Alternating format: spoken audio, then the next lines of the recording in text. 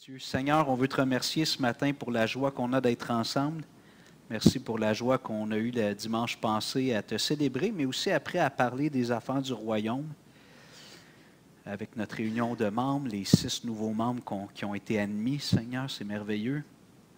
On se réjouit de ce que tu fais. On avait une jeune famille qui nous visitait, on était tout excités. Seigneur, merci pour cette belle visite. On te prie de les guider, puis de susciter d'autres familles, Seigneur, qu'on puisse avoir la joie de redémarrer comme il faut l'école du dimanche, le ministère envers la jeunesse, les enfants, les ados. Alors, Seigneur, on te prie dans ta grâce d'envoyer ces gens vers nous. Et Seigneur, nous, on va faire des efforts pour aller vers eux dans la communauté, mais que tu prépares les cœurs pour que ta parole puisse entrer dans le cœur de ces personnes, de nouvelles familles. Seigneur, on te prie de bénir ce temps dans ta parole. Ce matin, on a parlé de rechercher la paix. La semaine passée, on va un peu compléter cette idée, puis transiter vers la notion du pardon. Alors, ouvre nos cœurs, s'il te plaît, ce matin. Seigneur, la dernière chose qu'on veut quand on annonce ta parole, c'est que ça tombe comme dans un puits vide, juste quelque chose de creux, où il n'y a pas d'effet. On te prie de préparer les cœurs pour que la semence de la parole puisse s'enraciner, germer, porter un bon fruit dans le cœur de chacun. Tes enfants et ceux qui ne sont pas encore tes enfants pour la vie éternelle, s'il te plaît. Ouvre nos cœurs. Au nom de Jésus. Amen. Alors, la semaine passée, on a parlé de la paix. Si vous regardez la feuille, j'ai refait un peu la feuille. Il y a en partie ce qu'il y avait la semaine passée, puis il y a 2 colonnes. Une, c'est le pardon. Alors, on va terminer la paix, puis on va débuter, peut-être terminer la notion du pardon. Alors, la semaine passée, on avait parlé dans notre alliance sur le relationnel. Alors, pour mettre la table ou donner le contexte à ceux qui nous visitent, alors à l'église ici, avec nos affiches, nos belles affiches qui ont l'air d'une école primaire avec des choses écrites ou secondaires, c'est écrit « Il est attaché ». On complète un parcours. En fait, on l'a comme complété. Il reste quelques petites étapes qui s'appellent le parcours vitalité, dans lequel l'Église a été invitée pendant 3 ans, quasiment. Ça devait durer 1 an et demi, 2 ans, mais avec la pandémie, tout a été plus long.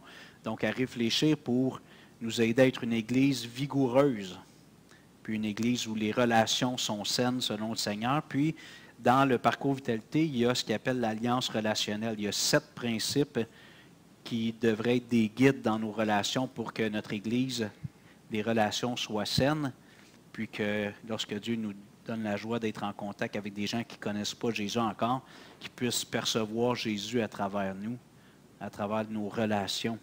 Alors, on avait parlé de la paix, puis l'énoncé, c'est rechercher la paix envers tous, en autant que cela dépend de nous. Ce qu'on avait discuté la semaine passée, c'était premièrement que Dieu est un artisan de paix.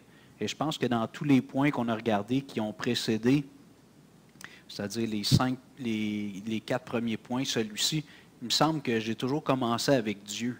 Donc Dieu, c'est notre Père, c'est le Père de la famille de Dieu. Puis ce qu'il veut, c'est que ses enfants véhiculent les valeurs familiales. Un peu comme nous, parents, ceux qui avons eu des enfants. On a inculqué des choses. À un moment donné, ils font leur choix, mais c'est sûr, quand on les voit plus tard, en vieillissant, répéter des valeurs qu'on a communiquées, ça fait chaud au cœur. On a dit, OK, on n'a pas tout perdu. Si on rejeté certaines choses, ils ont gardé, souvent les valeurs profondes restent là, puis on est comme même pris avec ça toute notre vie, bien souvent. Et quand c'est des bonnes valeurs, c'est bien tant mieux. Alors Dieu veut qu'on l'imite en tout point. Dieu veut qu'on soit des enfants de Dieu qui imitent leur Père céleste, qui imite Dieu, et notre grand frère Jésus, qui est le grand frère parfait par excellence. Donc Dieu est un artisan de paix. Et on avait discuté sur le fait que, en fait, Dieu veut être en paix avec l'humanité. Malheureusement, l'être humain, Adam et Ève, ont déclenché les hostilités. Ils ont, en quelque sorte, déclaré la guerre à Dieu. Et maintenant, chaque être humain vient au monde avec cet esprit de querelle envers Dieu, où on ne veut pas donner à Dieu la place qui lui revient. Bien souvent, on veut un Dieu à notre image, ou comme d'autres disent, un Dieu tel qu'on le conçoit, qui nous rend service quand on en a besoin, mais qui ne nous dérange pas quand on ne veut pas qu'il nous dérange. Donc, Dieu n'est pas comme ça. Dieu veut établir la paix avec l'être humain. On a même vu la bénédiction dans Deutéronome 6. Ne tournez pas, là, c'est juste un résumé, un rappel.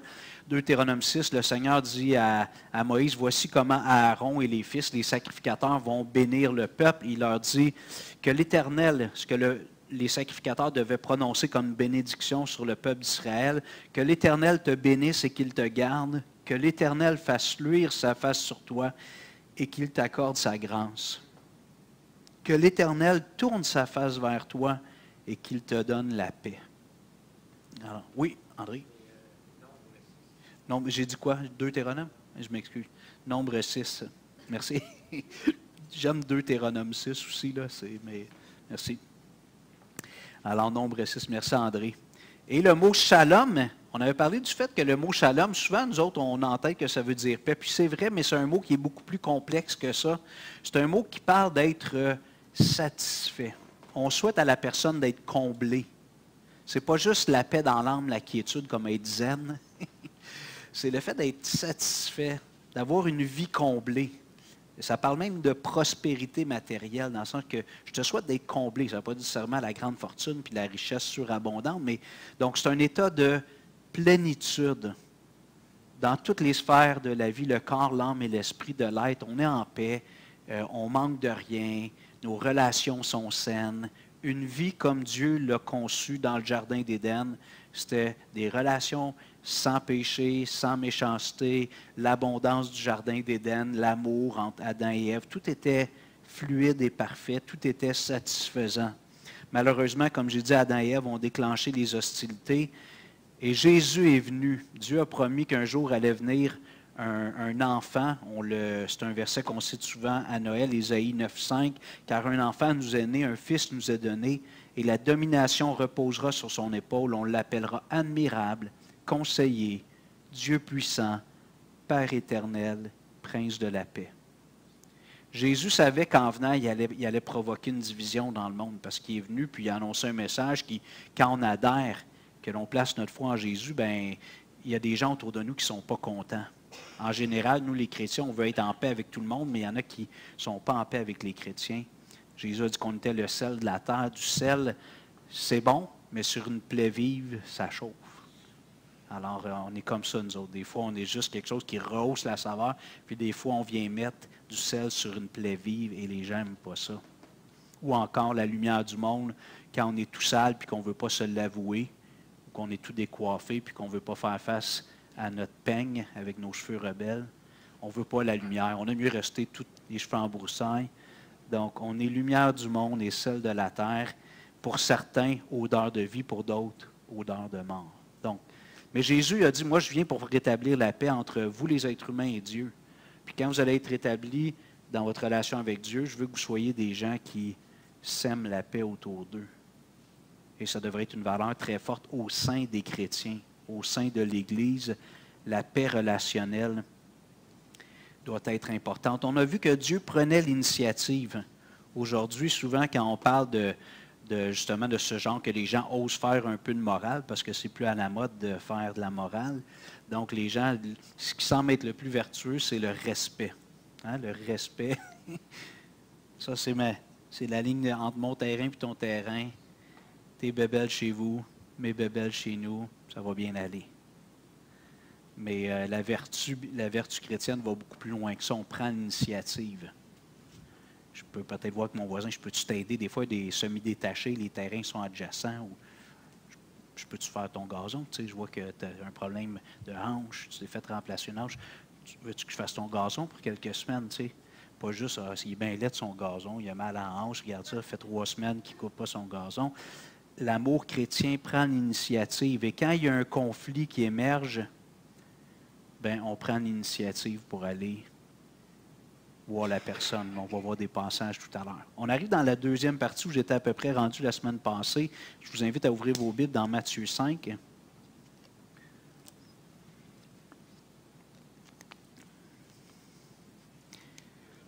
Hébreux 5, verset 9. Matthieu 5. Matthieu 5. Je ne sens pas que j'ai besoin de vacances, je m'excuse, je me trompe.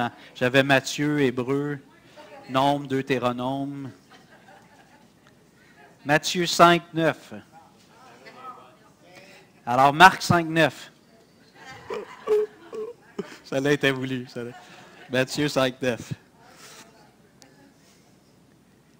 Heureux ceux qui procurent la paix, car ils seront appelés fils de Dieu. Tu sais, Jésus est en train de dire, si tu es quelqu'un qui procure la paix dans les relations, ben, tu vas être comme le Père céleste, puis on va pouvoir dire, hey, ça c'est un enfant de Dieu. C'est quelqu'un qui répand la paix, qui procure la paix. Dieu nous appelle à être comme lui. On va aller dans 2 Corinthiens 5, s'il vous plaît. 2 Corinthiens 5. 2 Corinthiens 5. Pas 2 Thessaloniciens, 2 Corinthiens 5, verset 14 et suivant.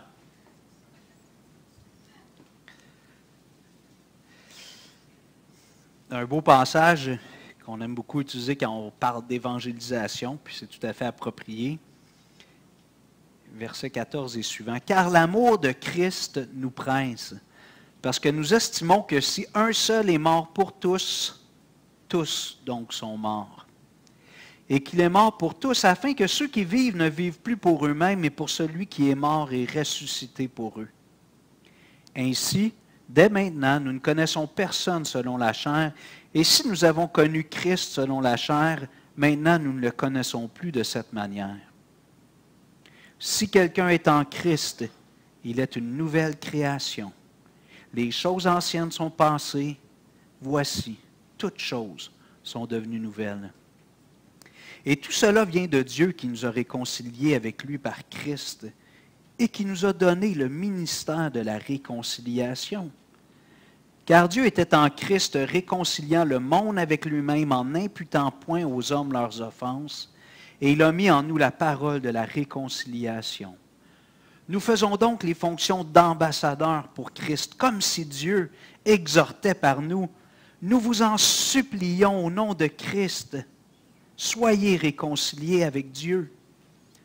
Celui qui n'a point connu le péché, il l'a fait devenir péché pour nous, afin que nous devenions en lui justice de Dieu. Quel beau passage, hein? C'est riche. Il y a du steak là-dedans. Donc, Paul dit ici, c'est l'amour de Christ qui nous presse, qui nous pousse à aller vers les gens. Puis il dit, si Christ est mort pour tous les êtres humains, sa mort était pour l'humanité, ça veut donc dire que tous les êtres humains avaient besoin de la mort de Jésus. Et si A égale B, B égale C, A égale C. Vous connaissez ça? Si un seul est mort pour tous, tous donc sont morts. Tous les êtres humains seront dits, tous les êtres humains, depuis la chute, depuis la désobéissance d'Adam et Ève, tous les êtres humains, on vient au monde et on est mort spirituellement. On est comme un mort-né spirituel à la naissance. C'est ce que Paul dit ici. Si un seul est mort pour tous, tous donc sont morts. Et il est mort pour tous afin que ceux qui vivent ne vivent plus pour eux-mêmes. Et là, il parle de ceux qui sont nés de nouveau, de ceux qui sont devenus enfants de Dieu, comme on a chanté tout à l'heure. Tous ceux qui sont venus à Jésus, ils vivent non plus pour eux-mêmes, mais pour celui qui est mort et ressuscité pour eux. Maintenant, si on a la vie, c'est pour vivre pour Christ. Et je saute le verset 16, 17, des super beaux passages. Verset 18, « Et tout cela vient de Dieu qui nous a réconciliés avec lui par Christ. » Alors, on était en guerre avec Dieu, on était en conflit, en querelle avec Dieu. Et Dieu a pris l'initiative d'envoyer son Fils, c'est ce que le verset 21 dit, celui qui n'a point connu le péché. Jésus n'a pas connu le péché, mais Dieu l'a fait devenir péché pour nous, afin que nous devenions en lui justice de Dieu. Ça, c'est l'amour de Dieu, poussé à l'extrême. Nous étions pécheurs, Jésus, lui, était parfait, il a vécu une vie parfaite. Dans son humanité, Jésus n'a jamais failli en rien, puis a accepté d'aller à la croix, puis de recevoir sur lui la colère de Dieu, afin qu'en plaçant ma foi en Jésus, moi, je puisse devenir juste, ou justice de Dieu. Il y a une transaction que Jésus nous offre, et c'est ce qu'on célèbre et qu'on annonce à chaque semaine, mais entre autres à la Pâque. Jésus a accompli quelque chose de merveilleux, il a fait sa part de la transaction. Il est allé sur la croix, puis il a dit, « Paulette, je prends tous tes péchés sur moi. à Lourdes, Michel, je prends tous tes péchés sur moi. Passé, présent, futur, comme on dit toujours. Maintenant, Jésus est là, il est mort, il est ressuscité, mais il nous invite à venir, nous autres, puis faire notre part, c'est de venir à lui et de recevoir sa justice, de confesser nos péchés, de reconnaître qu'il est mort pour nous, pour moi, et de recevoir sa justice. Quelle transaction, hein? Lui, il prend tout ce qui est désagréable, le mal, la mort, le péché, la colère de Dieu, puis il nous offre en retour sa justice, l'amour de Dieu, la justice de Dieu. Il nous offre ça. Quelle offre merveilleuse. Maintenant, Paul nous dit que Dieu nous a réconciliés avec lui, avec Christ, au verset 18, et il a mis en nous la parole de la réconciliation. Nous faisons donc la fonction d'ambassadeur pour Christ, comme si Dieu exhortait par nous. Nous vous en supplions au nom de Christ, soyez réconciliés avec Dieu. Donc, et souvent on utilise ce texte-là dans un contexte d'évangélisation, et je pense que c'est certainement la première application qu'on peut faire. Mais si on annonce la réconciliation, puis on est des gens qui sont toujours dans des chicanes avec tout le monde, il y a quelque chose de discordant. Vous êtes d'accord? Ah, moi, je suis réconcilié avec Dieu, je suis pardonné, je suis en paix, mais je suis en chicane avec tout le monde. Des gens vont dire, ça ne marche pas ton affaire. C'est pas convaincant. Alors, c'est pour ça que nous-mêmes, on doit être des artisans de paix, comme Papa, comme Jésus, notre grand frère. Et quand les gens entrent en contact avec le sel de la terre, la lumière du monde, il faut qu'ils voient ça. Pas de la perfection. Et là, quand on fait tu sais, avec Chapi Chapeau, là, on va se piler ses pieds des fois pour de vrai. Tu sais, mardi, on va se piler ses pieds, là, des fois. Il va y avoir des différents. Mercredi matin, c'était spécial. René, notre frère, nous emmenait un enseignement sur Marthe et Marie. Ça va être Martial cette semaine qui nous emmène un enseignement sur... C'est toi, c'est ton tour, là. OK? Sur un proverbe. Un seul proverbe. Puis, mais là, j'avais demandé de placer la salle comme un dimanche matin. Mais on avait laissé les tables montées de Chapi Chapeau, de la banque alimentaire du mardi, parce qu'on s'était dit, les aînés, on monte les tables. On a toujours des tables. On est assis autour des tables qui sont placées en rectangle. Mais là, étant donné que les frères, c'était une formule un peu différente, j'ai demandé qu'on ait les chaises comme un dimanche matin. Puis, quelqu'un qui est toujours impliqué pour placer les chaises et les tables, il dit, regarde, il va pouvoir être debout au bout. Non, non. J'ai dit... On place ça comme le dimanche matin, puis le frère a accepté de se réajuster.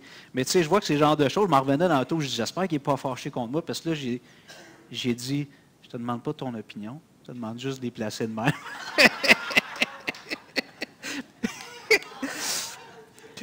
Ben, c'est parce que, tu sais, je voyais qu'il voulait qu'on le laisse comme ça. Non. Mais j'aime mon frère, puis quand je suis arrivé, on était content de se faire une accolade. Gloire à Dieu, tu sais, parce que c'est le genre de choses qui peut créer des frictions. Vous êtes d'accord? Mais ceux qui nous ont vus n'ont pas vu d'animosité, puis on se boudait. Après. Chacun dans notre coin, on ne se parlait plus. Merci, mon frère. Merci, moi. Ah oui? Le Seigneur les a soufflés parce qu'il était encore. Mais tu sais, plus qu'on va être dans l'action, plus qu'il y a des risques de se piler ses pieds puis de se taper ses nerfs. Puis on a de l'initiative, on a tous notre petit caractère. Puis il y en a qui ils parlent pas, mais ils encaissent, puis ils encaissent, puis ils encaissent. Puis à un moment donné, ils sont aigris. Hein? Il y a un moment donné, ils explosent. Puis il y en a d'autres qui disent tout ce qui leur passe par la tête. Tu sais, pour apprendre un... Mais c'est merveilleux, c'est une église en action, mais une église en action, il y a plus de contacts. Si on se croise comme ça tous les dimanches, il n'y a pas trop de risque de collision. Mais si on se voit plusieurs fois, on est dans l'action, puis tout, il y a plus de risques qu'il y a des fois, il y a des chocs qui se produisent. Et les gens qui nous côtoient, puis souvent avec une banque alimentaire, des choses comme ça, il y a des gens qui deviennent bénévoles qui ne sont pas des adhérents de l'Église. C'est normal, ça fait partie de... Puis ces gens-là vont nous observer. On va dire, c'est-tu des hypocrites, eux autres? Est-ce qu'ils vivent ce qu'ils prêchent? Ou bien c'est juste des grands parleurs, mais des petits faiseurs? Alors, si le Seigneur nous a confié le ministère de la réconciliation, il faut qu'on veille au grain, qu'on soit attentif pour conserver le lien de la paix.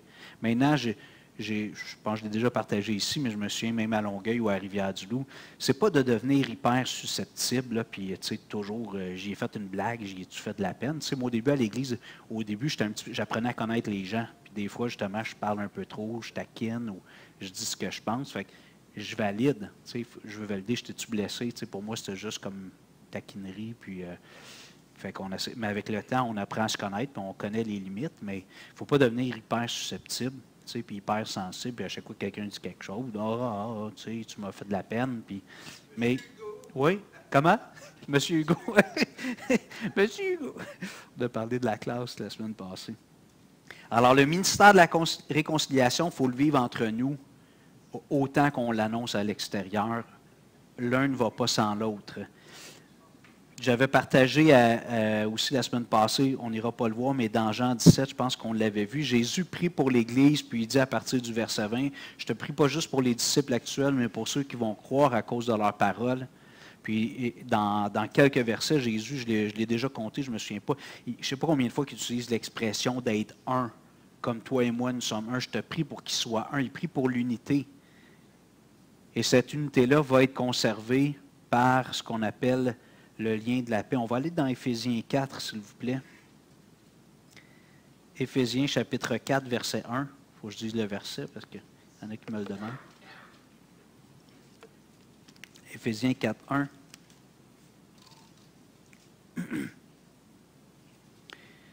Je vous exhorte donc, moi le prisonnier dans le Seigneur, à marcher d'une manière digne de la vocation qui vous a été adressée.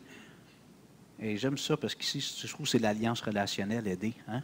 En toute humilité et douceur, avec patience, vous supportant les uns les autres avec amour, vous efforçant de conserver l'unité de l'esprit par le lien de la paix. Alors, vous efforçant de conserver l'unité de l'esprit par le lien de la paix. L'Esprit de Dieu qui vit dans chaque enfant de Dieu, c'est l'Esprit de Dieu. Donc, il y a les valeurs, la pensée, c'est Dieu dans cette personne-là, la troisième personne de ce qu'on appelle la Trinité. Puis lui, il veut que les enfants de Dieu soient en paix les uns avec les autres. Il ne veut pas qu'on ait des chicanes. Quand il arrive des accrochages, il veut qu'on les règle. Donc, il parle du lien, l'unité de l'Esprit par le lien de la paix. Et c'est intéressant parce que Paul dit ici, vous efforçant. Donc, des fois, on dit, nous autres, quand quelque chose, c'est difficile, on dit, hey, c'est forçant. Tu sais, ça prend un effort. Ce n'est pas toujours naturel. Paul nous dit dans Galates qu'on doit marcher selon l'esprit et non selon la chair. Donc, en dedans de chaque enfant de Dieu, quand j'étais jeune, il y avait des petits bonhommes là, avec Bugs Bunny. Tu avais un petit diable et un petit ange. Là. Il y a cette réalité-là dans le chrétien. Ce n'est pas des anges, des diables, c'est la chair et l'esprit. Donc, il y a la chair qui veut gagner son point, qui veut préserver son orgueil. Puis il y a l'esprit, lui, qui nous pousse à l'humilité, à la patience, à rechercher la paix. Donc, c'est forçant. Puis je me souviens des fois, durant mes 12 années à Rivière-du-Loup, des fois, je parlais justement de ces versets-là où ça parle de faire des efforts. Pierre dit, faites tous vos efforts pour joindre à votre foi la vertu. Il y en a qui me disaient, la vie chrétienne, si c'est des efforts, c'est la chair. Je dis, non, ce n'est pas la chair.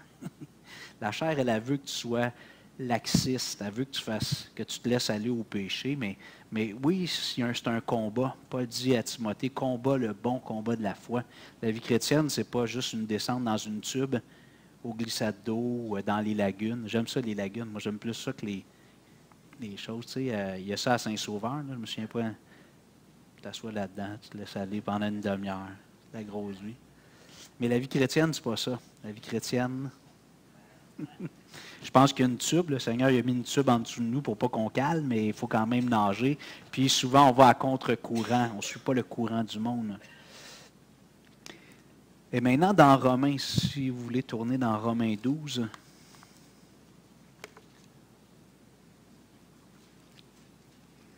Verset 17. Excusez. Voyons.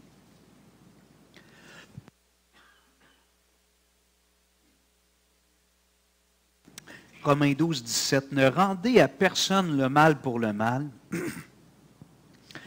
Recherchez ce qui est bien devant tous les hommes.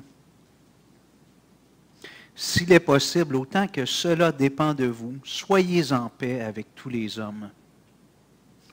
Ne vous vengez point vous-même, bien-aimés, mais laissez agir la colère, car il est écrit, « À moi la vengeance, à moi la rétribution, dit le Seigneur. Mais si ton ennemi a faim, donne-lui à manger. S'il a soif, donne-lui à boire. Car en agissant ici, tu amasseras des charbons ardents sur sa tête.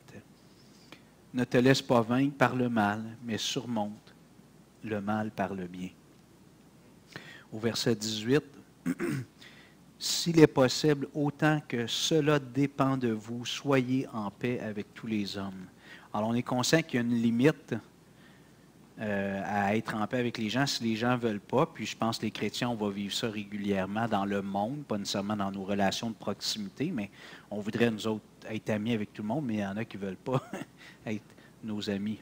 Ça va arriver. Jésus l'a dit, ils vont vous haïr parce qu'ils m'ont haï. Donc, on ne peut pas réussir à être en paix, avoir une relation harmonieuse avec tout le monde. Mais il dit, autant que toi, tu es concerné, fais le maximum pour être en paix avec tout le monde.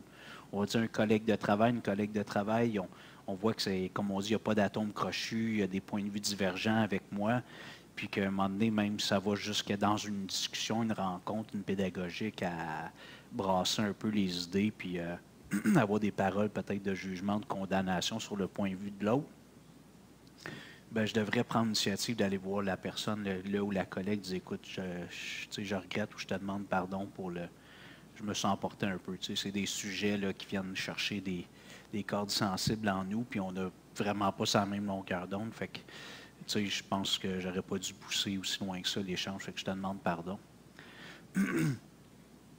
Si vous avez eu l'occasion de le faire avec des gens qui ne sont pas chrétiens, souvent les gens, ça les touche quand même. Il peut y avoir une réaction froide au début, mais il n'y a pas beaucoup de gens qui demandent pardon aujourd'hui dans notre société. Fait que de faire ça, ben, on démontre l'humilité puis la grâce de Dieu qui agit dans nos vies. Mais si la personne, elle me rabroue, puis je vois qu'elle ne veut plus me parler, puis regarde, tu sais, ben, à un moment donné, j'ai fait ce que je pouvais. Je vais prier pour cette personne-là, mais je ne forcerai pas à chaque semaine, hey, tu sais, je t'ai demandé pardon, il faut que tu me pardonnes. Alors ça, c'est notre 5e principe relationnel. Maintenant, on va aller dans le pardon. Alors, dans vos feuilles, on va sur l'autre colonne. Excusez-moi, j'ouvre mon autre fichier.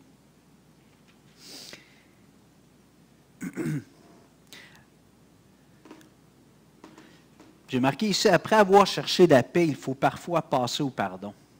Des fois, tu sais, des fois, si on n'est pas certain qu'il y a une offense ou quelque chose, on peut juste dire, écoute, j'aimerais ça qu'on clarifie, là, on ne voyait pas ça pareil, les tables à l'église puis les chaises, tu sais. Je veux juste expliquer, tu sais, ma motivation, puis pourquoi je voulais ça comme ça, puis OK, c'est correct, je comprends, tu sais, on clarifie la chose. Pas nécessairement besoin de demander pardon. On peut vérifier, j'étais-tu blessé, tu sais, quand j'ai été un peu plus direct, ou t'es-tu blessé, Richard, l'autre fois? OK. Est-ce que je t'avais pas demandé? J'ai senti quand je suis arrivé que je t'avais pas blessé. Tu n'avais pas l'air de me... Mais un coup qu'on aurait cherché la paix, des fois, il faut passer à l'étape du pardon pour rétablir, guérir la blessure ou du moins aider. Et pour pouvoir faire cette étape-là, ça prend beaucoup d'humilité. Il me semble que c'est notre premier principe. Non, le deuxième. Le premier, c'est l'amour. Le deuxième, c'est l'humilité. Ça prend de l'humilité pour être prêt à demander pardon, à avoir cette discussion-là. Tu sais, des fois, on peut... moi, dans le contexte avec des gens qui ne sont pas chrétiens, puis que, tu sais, je sais que ce n'est pas culturel, le concept de pardon, les gens le comprennent, mais c'est arrivé des fois que j'ai juste exprimé à la personne, je mettais comme une première étape, je veux te dire que je regrette la façon que je t'ai parlé. Sans dire je te demande pardon. Moi, j'étais à l'aise, là, je calculais mes mots à l'avance un peu, puis je me disais juste te dire que je regrette vraiment, tu sais, puis si ça te fait quelque chose, je le regrette, puis je ne veux pas que ça reste comme ça, nous autres, tu sais. Puis là, des fois, on passe à la demande de pardon plus formelle. Mais ça prend de l'humilité. Tu sais, si on veut juste un peu classer le dossier, faire notre devoir chrétien, pas d'orgueil. Oui, c'est ça, il faut piler sur notre orgueil, aller demander pardon. Puis, tu sais, surtout dans les relations de proximité, dans la famille, le couple, les enfants, les frères et sœurs dans l'Église, des collègues de travail, ça peut être tentant des fois juste de dire, dans ma tête, je sais que j'ai pas été correct, tu sais, fait qu'on va juste comme parler vite, je vais classer le dossier. Mais ce n'est pas la bonne attitude, parce que ça se peut que quand j'aborde la question, l'autre, finalement, elle m'ouvre son cœur, puis finalement, les dommages sont plus, sont plus importants que je pensais. Puis si je suis orgueilleux, je vais me mettre en mode défensive. Tu sais, là, regarde, c'est correct, là, on ne fera pas une grosse... Fait que ça prend une attitude d'humilité, puis d'être prêt en quelque sorte à être très bas à mes yeux, puis d'être prêt à recevoir la réponse puis la réaction de la personne. Les Écritures nous disent, pas besoin de tourner, Jacques 4, 6, en parlant de Dieu, il accorde au contraire une grâce plus excellente. C'est pourquoi l'Écriture dit, Dieu résiste aux orgueilleux, mais il fait grâce aux humbles. Donc, toute cette démarche-là de rechercher la paix puis de passer à l'étape du pardon après, ça prend de l'humilité. Il faut mettre notre orgueil de côté pour, des fois, juste aborder la question, demander pardon, d'être prête à recevoir les commentaires de l'autre. Si la personne est vraiment blessée, ça se peut que sa réaction soit vive. C'est comme ça, on ouvre la porte. Elle va peut-être décharger toute sa douleur. Ça se peut que ce soit un peu là. Mais si on vient puis on est humble, Dieu va bénir cette démarche-là. Mais si on est orgueilleux, on se braque, puis qu'on commence la discussion, puis quand l'autre nous exprime sa douleur, on se met en mode défensif, puis on justifie. Pas sûr qu'on avait les bonnes dispositions finalement. On avait peut-être une bonne intention, mais peut-être pas les bonnes dispositions. Moi, je trouve que la meilleure façon, ça c'est mon point de vue, mais la meilleure façon d'approcher une personne pour rechercher la paix, c'est de revenir un peu sur la situation, de lui dire, est-ce que je t'ai offensé? Plutôt que de lui dire, tu sais, l'autre fois, là, quand tu as insisté là, pour les... Est-ce que, moi, tu sais, je veux juste savoir, est-ce que je t'ai offensé, moi, tu sais, dans notre relation? Je vois que depuis un bout de temps, c'est pas comme d'habitude. Est-ce que j'ai fait quelque chose? Plutôt que d'arriver, puis le doigt dans la poitrine. Est-ce que je t'ai offensé? Tu sais, je sens qu'entre nous deux, c'est pas comme c'était. Là. Puis on se souvient peut-être d'un événement clair, peut-être c'est vague. Est-ce que j'ai fait quelque chose? Tu sais? Et évidemment, quand on pose la question, il faut être prête dans notre cœur à entendre la réponse. Sinon, on va se refermer, puis on va se mettre en mode défensif, par argumentation, on va chercher à se justifier. OK. Là, évidemment, c'est le thème de l'enseignement ce matin, la paix, puis tout ça. Comme je dis, je ne pense pas que c'est des choses qu'on devrait vivre en principe. Bien, dans le mariage, surtout les premières années, ça peut venir à chaque semaine. Avec le temps, par la grâce de Dieu, ça se distance. Mais quand on vit 24 sur 24 avec quelqu'un, on dort dans le même lit, on mange dans le même bol, non, on mange à la même table. Ça revient souvent. On fait un petit suivi avec un couple que j'ai marié à l'automne passé. Puis pendant un an après, on essaye quand même d'avoir, quand les gens sont disponibles et désireux, on essaie de faire un petit suivi parce qu'on dit la première année, là, beaucoup d'ajustements. Beaucoup d'ajustements. Alors, puis en parlant avec eux, un homme, une femme qui aiment le Seigneur, on voit qu'il y a des ajustements à faire. Tu sais, il faut apprendre à se comprendre. Alors, première, moi, je trouve que c'est la meilleure disposition, la meilleure façon d'approcher un frère, une sœur, une personne, collègue de travail, un voisin. Est-ce que je t'ai offensé? Puis, j'ai parlé ici d'une situation avec un de nos voisins. J'en ai parlé à quelques reprises. Puis, le Seigneur a permis quelque chose. Je voulais être en paix, mais on dirait que j'arrivais. Il aurait fallu que je fasse quelque chose qu'il voulait que je fasse pour le satisfaire, puis c'était impossible.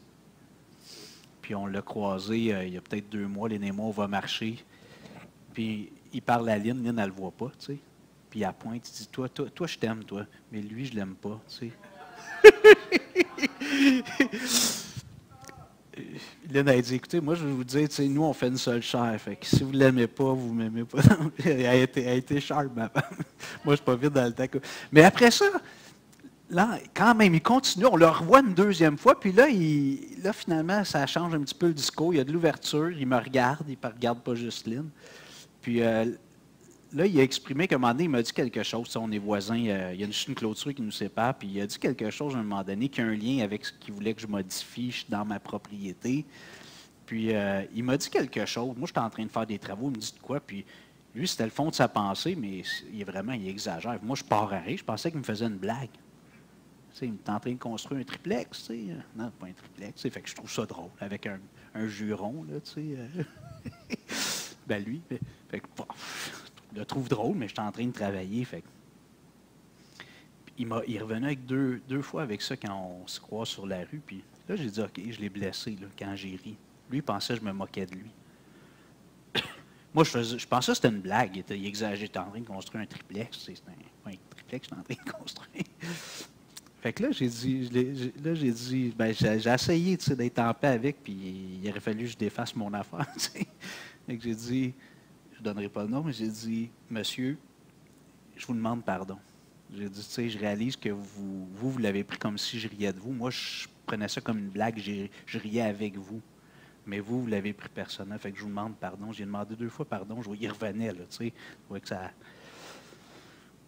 Puis, je pense que ça va être mieux, là. Je remercie le Seigneur. Au moins, il nous a aidés à voir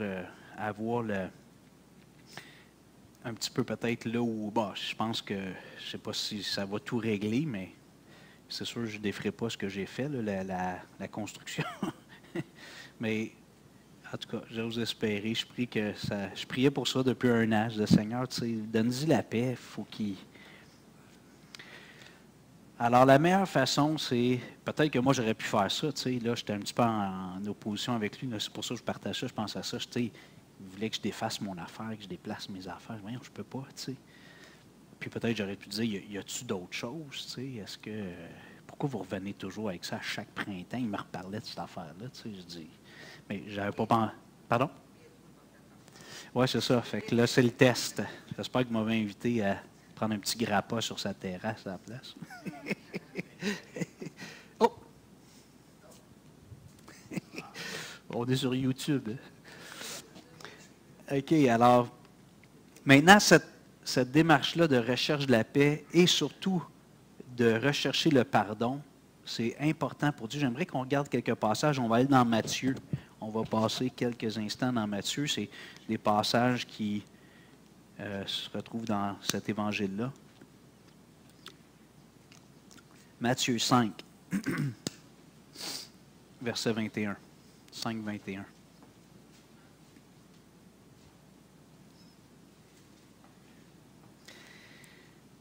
Et suivant. Vous avez entendu qu'il a été dit aux anciens, tu ne tueras point. Celui qui tuera est passible de jugement. Mais moi, je vous dis que quiconque se met en colère contre son frère est passible de jugement. Que celui qui dira à son frère raka, qui veut dire vide, ou tête vide, mérite d'être puni par le Sanhédrin, et que celui qui dira insensé mérite d'être puni par le feu de la géhenne. C'est quelque chose, hein? Jésus, il est incisif. Moi, des fois, j'imagine des paroles que Jésus dit, si ce n'était pas écrit dans l'Évangile, moi, je disais ça. Là, hey, mon ami, j'aurais des appels dans la semaine. Quand Jésus le dit, c'est correct, il peut tout dire. Jésus, on sait que c'est toujours la vérité, mais il dit, si tu traites ton frère d'insensé, tu mérites d'être puni par le feu de l'enfer, la géhenne, tu sais.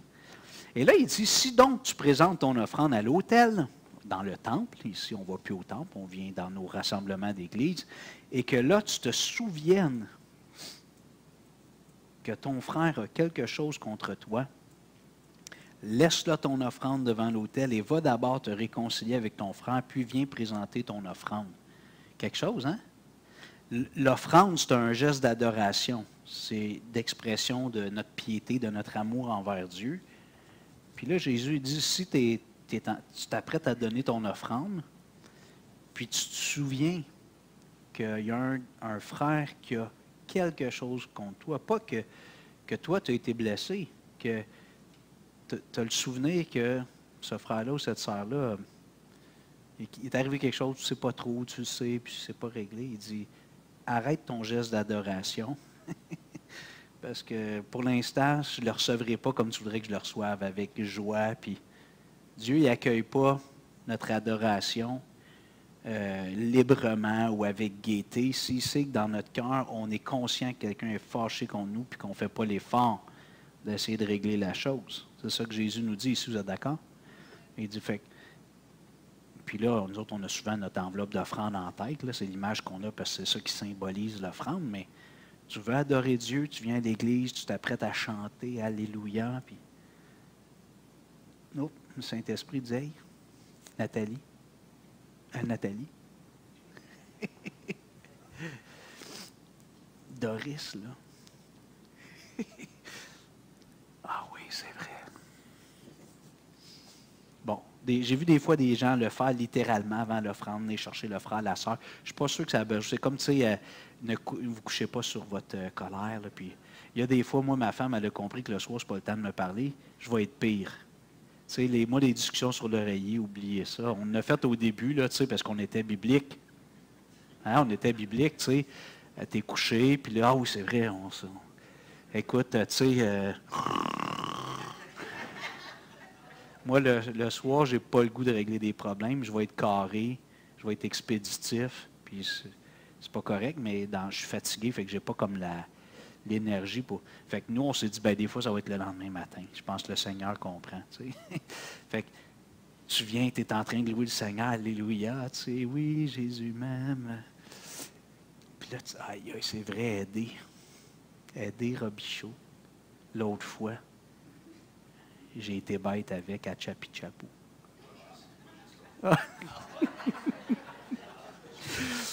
On peut-tu parler après, aider? OK,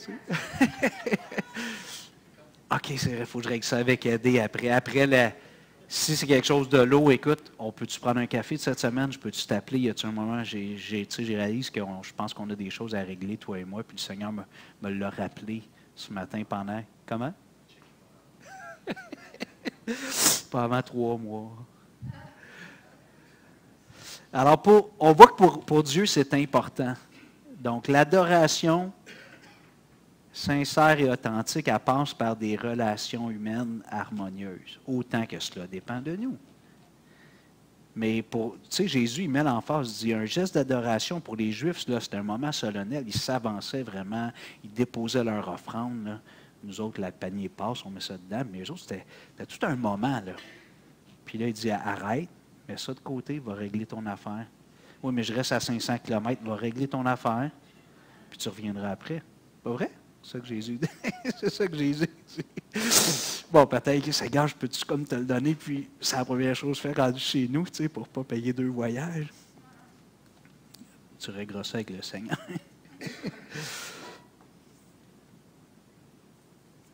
La Bible nous dit que dans le texte ici, il parle aussi là, des pensées ou de dire, traiter mon frère de vide ou d'insensé.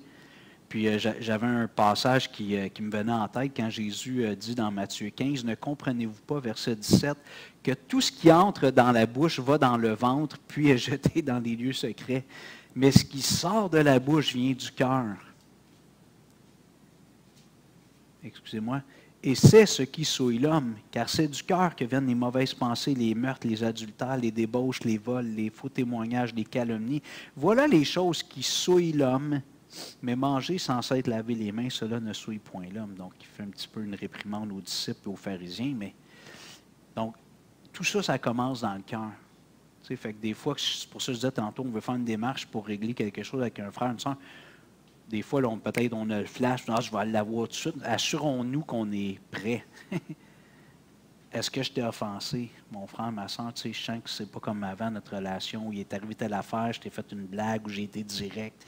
Est-ce que je t'ai offensé, puis d'être prêt? Si dans mon cœur, je ne suis pas prêt à ça, c'est peut-être mieux d'attendre un petit peu. D'aller prendre du temps avec le Seigneur, puis de préparer mon cœur à entendre sa réponse. Vous êtes encore dans Matthieu 5, hein? On va aller au verset 38, puis je vais arrêter ici pour aujourd'hui avec ce passage-là pour aujourd'hui. Matthieu 5, 38 à 48. Vous avez appris qu'il a été dit œil pour œil et dent pour dent. Mais moi, je vous dis de ne pas résister aux méchants. Okay, juste s'y mettre le contexte, c'est important. Œil pour œil, dent pour dent, c'était le principe de réparation dans la Bible. Puis je crois qu'encore dans un pays où il y a de la justice, il faut qu'il y ait des conséquences. Vous comprenez? Fait que le principe œil pour œil. C'est juste que chez les pharisiens, souvent ce que Jésus corrige dans le sermon sur la montagne, c'est un peu des interprétations que les rabbins, les pharisiens avaient fait. Et là, dans le fond, ils prenaient un verset comme ça pour garder des rancunes. Œil pour œil, dent pour dent. Non. Dans la Bible, c'était le principe de réparation. se fait crever un œil, il y a une conséquence, ça vaut cher un œil. Puis il y avait le principe, tu tues son bœuf, tu y redonnes et en double, réparation. OK. Là, Jésus dit, mais moi, je vous dis, verset 39, de ne pas résister aux méchants. Si quelqu'un te frappe sur la joue droite, présente-lui aussi l'autre. Si quelqu'un veut plaider contre toi et prendre ta tunique, laisse-lui encore ton manteau. Si quelqu'un te force à faire 1 000, fais-en 2 avec lui. Donne à celui qui te demande et ne te détourne pas de celui qui veut emprunter de toi. Vous avez appris qu'il a été dit, tu aimeras ton prochain et tu haïras ton ennemi. Mais moi, je vous dis, aimez vos ennemis. Bénissez ceux qui vous maudissent, faites du bien à ceux qui vous haïssent et priez pour ceux qui vous maltraitent et qui vous persécutent, afin que vous soyez fils de votre Père qui est dans les cieux. Car il fait lever son soleil sur les méchants et sur les bons, et il fait pleuvoir sur les justes et sur les injustes. Si vous aimez ceux qui vous aiment, quelle récompense méritez-vous? Les publicains n'agissent-ils pas de même? Et si vous saluez seulement vos frères, que faites-vous d'extraordinaire? Les païens n'agissent-ils pas de même? Soyez donc parfaits, comme votre Père céleste est parfait. Donc, vous voyez, versets 45, 48, Jésus nous ramène encore d'être comme papa, d'être comme le Père céleste. Et lui, il est comment? Il fait pleuvoir, il fait luire le soleil sur les bons, sur les méchants. Je pense André qui parlait, ou Martial, la grâce commune, c'est-tu toi, André? La grâce commune. Tu sais, Dieu, il y a plein de bénédictions qu'il offre à toute l'humanité, qu'on soit enfant de Dieu ou non. Dieu bénit l'humanité. Mais il dit, si Dieu est comme ça, vous devriez être comme ça aussi. Vous devriez imiter votre Père, être généreux, ne pas être vengeur. Et là, ici, quand Jésus, tu sais, quelqu'un peut décider de l'appliquer littéralement. Tu sais, si, admettons, quelqu'un m'agresse à la rue et il me frappe, je ne suis pas sûr que je vais présenter, tu sais, spontanément l'autre. Mais Jésus est en train de parler à notre cœur là-dedans de nos motivations. Qu'est-ce qui nous motive? Est-ce que moi, je vais je suis capable d'être plus fort que lui, je vais le défoncer jusqu'à temps qu'il soit immobile et inconscient par terre? Non. Ça ne veut pas dire qu'il n'y aura pas une défense. Je n'essaierai pas, si quelqu'un m'agresse sur la rue, je ne suis pas sûr que je vais dire qu'il frappe donc sur l'autre bord maintenant. Tu sais. Je vais peut-être essayer de l'immobiliser. Pourquoi il m'attaque, je ne comprends pas, c'est gratuit. Mais Jésus nous parle de notre cœur là-dedans. Parce que notre réflexe, c'est la vengeance.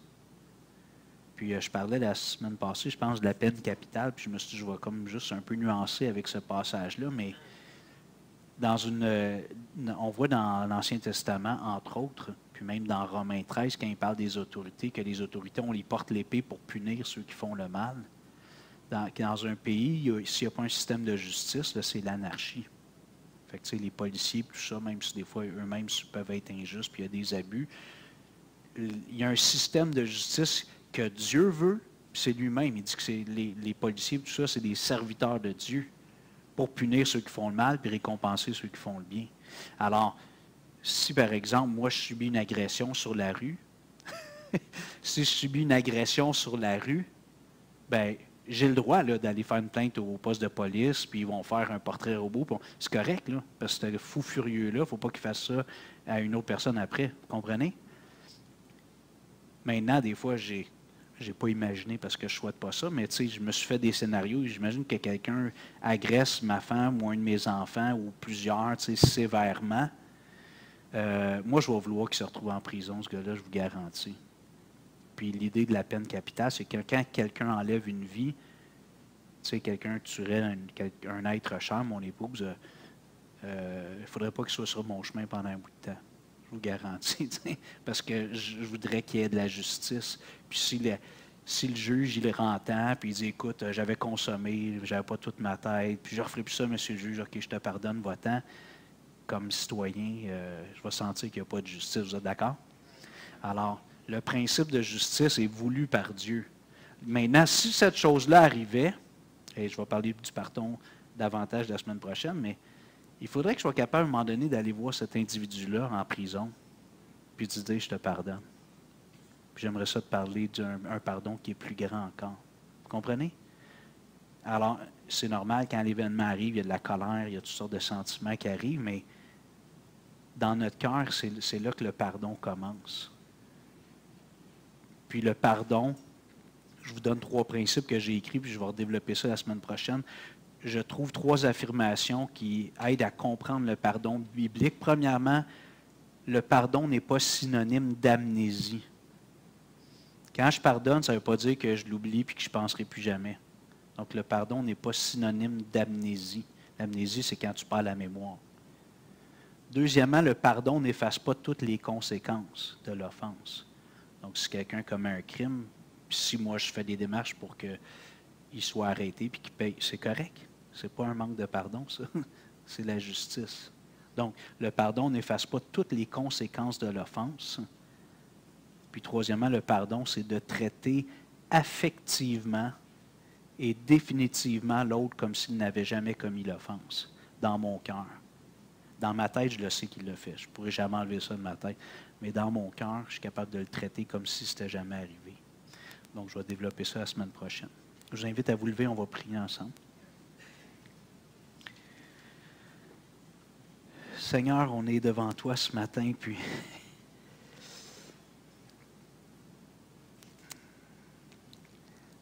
ce qui nous rend capable de pardonner certaines offenses qui ont été des grandes blessures, des grandes injustices peut-être qu'on a subies dans notre vie. Puis des petites aussi, Seigneur, c'est de méditer sur ton pardon envers nous.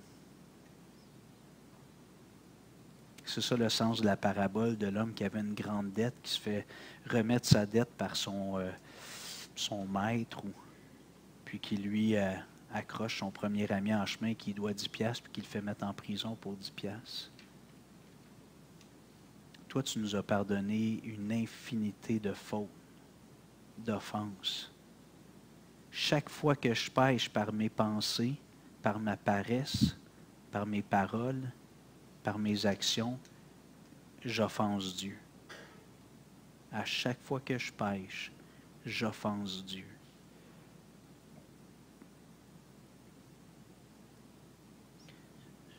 Et Seigneur, tu m'en as pardonné une tonne. Et je sais que, même si pour moi c'est dans le futur, toi, tout est un éternel présent, mais il va arriver des choses encore aujourd'hui, demain, où je sais que ton pardon va s'appliquer dans ma vie. Et des fois, j'ai de la difficulté à accorder le pardon à une personne pour une offense, parce qu'elle m'a fait plus mal que d'autres, celle-là. Alors, Seigneur, ce qui me donne la force de pardonner, ce qui me donne l'esprit pour pardonner, c'est quand je pense combien toi tu m'as pardonné. Alors, Seigneur, fais ton œuvre dans nos cœurs, peut-être. Je n'aime pas tomber dans les genres de pop psychologie, mais on est des enfants de Dieu. Tu nous dis que ta parole est tranchante, elle révèle les pensées du cœur.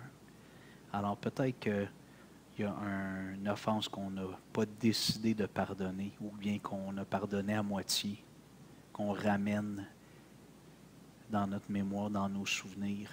Puis là, la douleur devient aiguë. C'est vrai, Seigneur, qu'il y a des grands maux dans ce monde, il y a des choses atroces qui sont commises. Le cœur de l'homme est tellement méchant, tellement mauvais par nature, que oui, il y a vraiment des choses atroces qui se commettent à tous les jours sur la terre. Mais Seigneur, quand on réfléchit à quel point nous, on t'a offensé, à quel point tu nous as aimés en envoyant ton Fils, à quel point tu as pris l'initiative pour qu'on puisse être non seulement pardonné, mais adopté dans ta famille, co-héritier de Dieu. Seigneur, ça nous instruit, ça nous montre la voie pour accorder un pardon sincère, libérateur pour la personne qui a commis l'offense et pour notre âme qui vit dans la rancune. Alors, Seigneur, sonde nos cœurs aujourd'hui, cette semaine, on va en reparler la semaine prochaine. Peut-être que pour certains, ça va être douloureux. Mais donne-nous d'aller dans ce jardin de douleur avec toi, de ne pas fuir quand tu vas identifier des choses. Souvent, ça va être privé entre nous et toi. Puis qu'on puisse aller à la croix avec cette douleur et pardonner, comme toi tu pardonnes. Autant l'Orient est éloigné de l'Occident, autant l'Ouest est éloigné de l'Est, autant tu éloignes de nous nos transgressions. Donne-nous d'être comme toi, Papa, s'il te plaît. Au nom de Jésus. Amen.